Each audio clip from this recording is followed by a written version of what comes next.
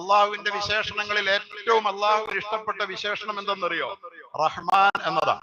പരമകാരുണികനാണ് അവൻ എന്ന് പറയുന്നതാണ് അള്ളാഹുവിന് ഏറെ ഇഷ്ടം.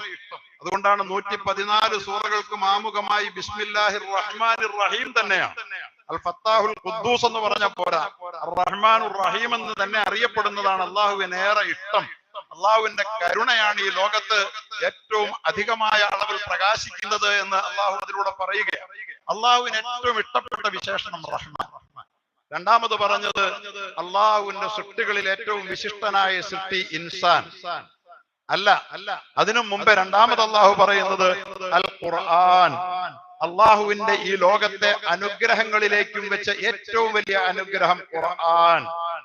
മൂന്നാമതാണ് അള്ളാഹുവിന്റെ സൃഷ്ടികളിൽ ഏറ്റവും വലിയ സൃഷ്ടിയായ ഇൻസാനെ കുറിച്ച് അള്ളാഹു പറയുന്നത് മനുഷ്യൻ. നാലാമത് മനുഷ്യന്റെ സിദ്ധികളിൽ ഏറ്റവും വിശേഷപ്പെട്ട സിദ്ധിയായ